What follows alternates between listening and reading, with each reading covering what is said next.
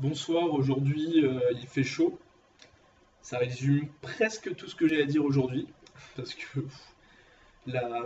ma fenêtre est fermée quasiment H24, j'ai un ventilateur, j'ouvre des fois un peu le matin histoire d'aérer un peu. Mais le soir, il y a les moustiques, même dans la journée, même là déjà, il y a des moustiques qui rentraient quand j'ai un petit peu aéré. Mais de toute façon, ça sert à rien d'aérer parce qu'il fait plus froid, enfin plus frais dans ma chambre qu'à l'extérieur. Donc voilà, c'est très triste. C'est le genre de partie de l'année que je trouve très très triste. Parce que bah, je déteste la chaleur, je ne supporte pas du tout la chaleur. Donc voilà, ça me plaît pas trop, mais bon, les vacances approchent, donc c'est heureusement qu'il y a les vacances, etc. Parce que sinon ce serait extrêmement chiant, 2 mois à attendre. Bon là, ici, il n'y a plus qu'un mois pour nous qui sommes en prépa en deuxième année, mais ça va commencer à faire très chaud, et puis se dire qu'on va passer les oraux en juillet, on va devoir être en pantalon, en chemise, donc manches longues, chaussures fermées, ça va être très très chaud, c'est le cas de le dire. Je pense que c'est ça qui va être plus compliqué que les euros. Hein. Je sais pas du tout comment je vais affronter ça. Déjà que même quand je suis en short, en tongs, en t-shirt à manches courtes ou même en débardeur, il fait chaud. Alors en plus, si t'es dans cet accoutrement et en plus tu fournis un effort intellectuel en rajoutant un peu de stress, parce que avoir du stress, ça fait transpirer, ça fait monter la chaleur en nous, je suis pas ouf. Je suis pas très joyeux à cette idée-là. Je pense que ça va être beaucoup plus dur que les exercices en soi, je pense.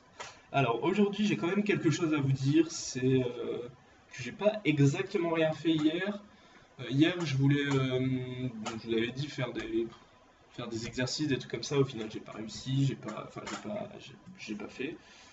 Mais j'ai rangé mon trieur. Mon trieur,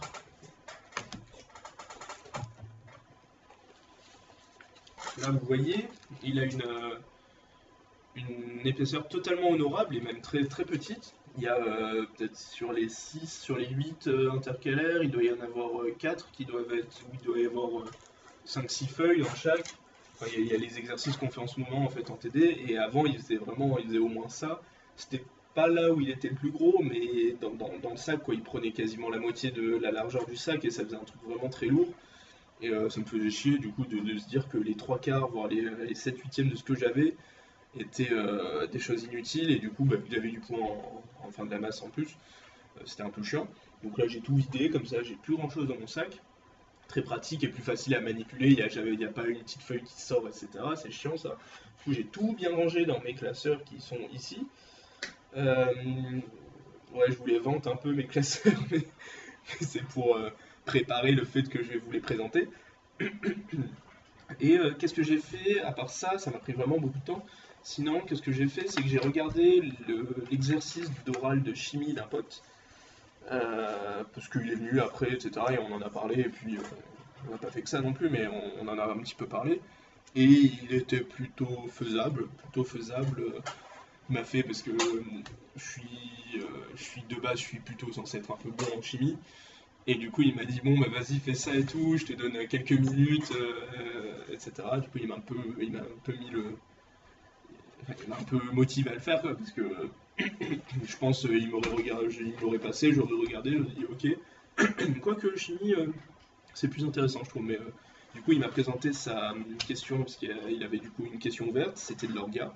Il fallait, il avait deux réactifs, enfin trois réactifs, et il fallait dire ce que ça faisait, trouver la molécule et voilà. Enfin non, il y avait la molécule de finale, je crois, c'est ça. Ouais, il y avait ouais, le début, la fin, il fallait trouver les réactions qu'il y avait. Et l'exercice, c'était la synthèse du chlorure d'aluminium, où il y avait 6 questions. Il y avait une question sur, fallait écrire l'équation des réactions qui se passaient. Il disait chlorure, tu avais du chlorure d'aluminium, pour avoir du chlorure d'aluminium 3, il fallait à 700 degrés faire barboter du dichlore gazeux, donc du Cl2 en gaz, dans de l'aluminium liquide, donc Al en liquide. Et tout ça, ça menait à du chlorure d'aluminium gazeux. Et après, ce chlorure d'aluminium gazeux, était condensé condensé et refroidi pour qu'il devienne et après il est extrait à l'état solide. Donc ça c'est la deuxième réaction. Donc en gros il fallait les écrire, les équations de réaction. Fallait du coup la petite difficulté c'était peut-être de savoir ce que c'était le chlorure d'aluminium, mais il disait chlorure d'aluminium 3. En sachant que c'est l'ion Cl, c'est Cl-, et l'ion Al, c'est l'ion. Et là, du coup, c'est ça qui change, mais là, du coup, c'était Al3+. En plus, il le donnait. Non, il donnait juste. Ah si, il donnait AlCl3 dans les données. Les enthalpies de formation, etc. Il y avait du AlCl3, donc bon, c'était ça. Du coup, tu le mettais dans tes réactions, tu les équilibrais, c'était fini. Deuxième question, montrer que la première de ces deux réactions est totale en calculant sa constante d'équilibre à 700 degrés. Constante d'équilibre, qu'est-ce que j'avais fait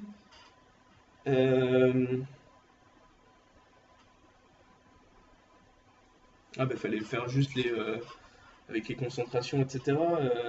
Gaz, c'était une pression, je sais plus. Bah, le truc plus classique, la constante de réaction, du coup, je m'en rappelle pas. Ah, je sais plus. À 973 degrés. Ah, je sais plus ce que je lui ai dit. Ah, je sais plus. Question 3. Pourquoi doit-on stopper le chauffage des poches contenant l'aluminium liquide dès la mise en route du barbotage de dichlore? Ben là, il nous donnait en regardant les données thermo, il nous donnait des données thermo, donc des constantes, enfin des enthalpies de formation, donc fallait trouver l'enthalpie de la réaction et du coup voir qu'elle était négative et donc c'était une réaction exothermique. Donc quand la réaction se fait, ben, il n'y a plus besoin de chauffer parce qu'il y a déjà de la chaleur. Euh, Après, question 4, quelle est la variance du système à l'équilibre pour la première réaction?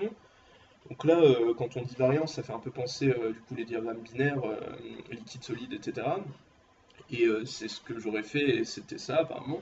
Il faut du coup faire le poser grand X avec différentes grandeurs et le grand Y avec les différents équilibres, etc. Et penser à mettre le K égale Q, donc la constante d'équilibre est égale au quotient de la réaction, parce qu'on est à l'équilibre. Donc ça c'est dans le Y, donc ce qui faisait je crois une variance de 2. Tu avais du 5 moins 3, je crois, ça faisait du 2. Youpi, question 5, AlCl3 étudier entraînement des eaux pour aider à la flocculation des boues fines. On observe que la dissolution de 100 mol de AlCl3 par mètre cube d'eau abaisse le pH à 3. Quel est l'acide mis en jeu, Al3+, ou Cl-? Écrire la réaction de cet acide avec l'eau, calculer son pKa. Là, je l'ai pas faite cette question, c'est vrai. C'est une question peut-être la question la plus dure du sujet. J'ai pas réfléchi, mais il a marqué HCl gazeux. Je sais pas du tout, j'ai pas envie d'y réfléchir. Question 6, la dernière. Que dit la théorie VSEPR sur la géométrie de la molécule de AlCl3 gazeux? Donc quand on fait la formule de Lewis, il y a du Al relié à 3Cl-, 3Cl avec les doublés non liants qui vont, et sur le Al, il n'y a pas de doublé non liant, puisque c'est du Al3+. Et donc bah, la géométrie, c'est du A1E, du AX3, donc c'est du triangulaire plane. Ouais, triangulaire plane, non, un truc comme ça. Je crois que ça se dit comme ça. Oui, parce que trigonale plane, non, c'est quand il y a que deux trucs comme ça, genre l'eau. Et triangulaire plane, puisque t'as pas de doublé non liant sur l'atome d'aluminium qui font que bah, c'est pyramidal, triangulaire à base pyramidale. Non, comment on dit ça déjà? Ouais, pyramidal à base triangulaire. Enfin, du coup, le doublé ici qui aurait pu faire un truc tétraédrique. Enfin bref, je sais plus exactement, et voilà. Et le truc d'orga, rapidement, je vais essayer de la réécrire, histoire que vous. Parce que c'est pas long, hein, juste vous le réexpliquer très très rapidement. C'était avec des fonctions ester. Euh, je sais pas si en première année. Non, pas exactement. Je pense pas que c'est exactement faisable avec ce qu'on a en première année. J'ai pas. Je pense pas. Enfin, pas exactement, parce on fait des nouveaux mécanismes en deuxième année. Ouais, je pense pas. Et là, il y avait quoi? Il y avait E- du NaETO et du ETOH, donc l'éthanol, qui donne, je crois que j'avais marqué, ouais, ça donne ça.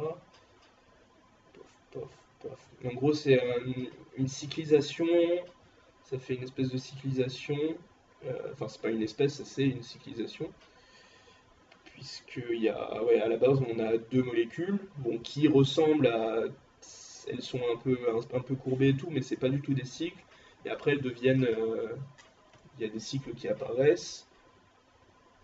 Je crois qu'il y avait une double liaison à un moment. Ah non, c'était peut-être pas dans ça. Je sais plus. Bon, en gros, c'était ça. Je sais pas si vous allez le voir. Ouais, c'est full ester. Voilà. Alors, je vais essayer de tout faire rentrer dans le cadre. Oui, voilà. Voilà. Alors, il y a le réactif qui est donc ici, qui est censé faire un peu. Moi, c'est ça qui m'a fait tilter. Au début, je voyais. Donc là, c'est un diester et là aussi. Le ET, ça veut dire, putain, je suis plus habitué. Le ET, c'est un éthyle, donc c'est exactement comme ici. Donc vous avez deux carbones après le O à chaque fois, ça vous le savez si vous faites de la chimie orga. Et en fait, là, du coup, on a deux esters, enfin deux diesters qui réagissent pas vraiment entre eux. Donc là, c'est pas ouf. Donc c'est là que, putain, j'ai essayé de le mettre droit, c'est là que le réactif, donc NaETO, ou plus précisément, c'est un solide ionique, enfin, ou quelque chose d'une espèce ionique, donc Na plus ETO-. Et le ETO-, là, il va fonctionner comme une base qui va récupérer un proton en alpha. Donc ça, donc là, c'est plus pour les secondes années, donc là oui 100% seconde année. Il y a un petit proton alpha parmi d'autres, hein, mais si vous voyez ici en fait, vous devez savoir que les protons en alpha d'un groupe d'un carbonyle, donc C double liaison O, sont plus acides que la normale, que ceux d'habitude, donc ils vont être plus facilement captés par une base, alors qu'ici, il n'y a pas de protons en alpha. Donc c'est pour ça que ça attaque ici. Donc le lion, enfin la base ET-, va capter le proton ici. Ça va du coup faire un espèce pas un énolate, mais genre un carbanion.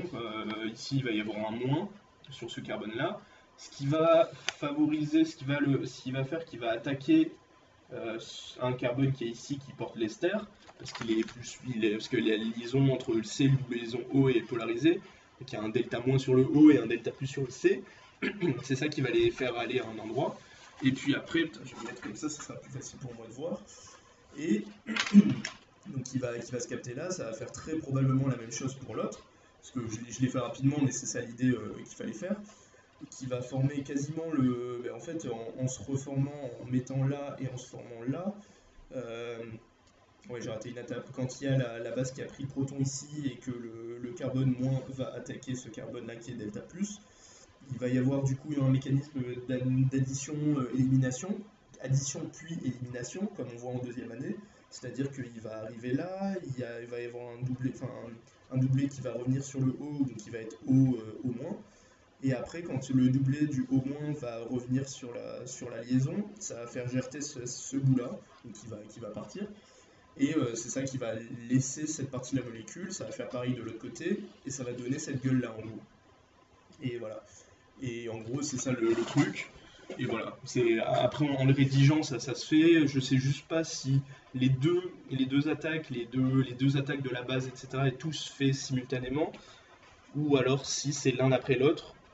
Je pense plus à l'un après l'autre, c'est plus logique dans l'esprit. On n'a jamais vraiment fait des doubles attaques en même temps en chimie orga, mais ça doit aussi se faire. Je sais pas du tout ça par contre. Donc voilà, c'était ça. C'était pas très compliqué. Il y avait deux, trois étapes. Et fallait. Là en plus c'était assez. Je trouve que c'était assez guidé parce que tu voyais que deux diesters entre eux, ça réagit pas par définition, c'est pas très réactif. Et du coup, ça te fait regarder le réactif. Et oh là là, une base, et puis pousse, ça enlève un H en alpha, et puis voilà, après tu sais ce que tu fais. Et voilà. Donc au final, j'ai un petit peu travaillé, ça m'a fait me réactiver deux trois trucs. Et voilà. Voilà, et je vais essayer un peu de travailler aujourd'hui. Et au final, je vais pas faire des exos, je vais faire surtout le TIPE. Le TIPE, parce que j'ai pas fini, j'ai toujours pas continué. Vendredi, je passe. Je vais essayer de faire une petite présentation vendredi, parce que avant qu'on rende les TIPE, comme lundi c'est férié, on rend les TIPE mardi. Enfin, on doit les téléverser. Après, on peut peaufiner la présentation orale, mais il faut avoir fini. Et du coup, c'est ce que je vais essayer de faire cet après-midi et idéalement demain après-midi. Mais si je m'y mets toute l'après-midi, normalement ça devrait être fini. Mais j'ai des doutes. Donc voilà, j'ai essayé de bosser ça et j'espère que vous aussi, le TIPE ça va, c'est fini, ou alors c'est presque fini. Et voilà, courage, je vais essayer de me remotiver et commencer à retravailler parce que là c'est pas ouf. J'ai pas beaucoup de motivation, je suis pas le seul, hein, mais j'ai pas beaucoup de motivation. Et il faut que je fasse un truc quand même pas trop dégueu pour les euros si je veux avoir ce que je veux. Donc voilà, passez une bonne après-midi, n'ayez pas trop chaud, courage avec la chaleur, et à demain. Ciao. Ah non, j'ai pas arrêté.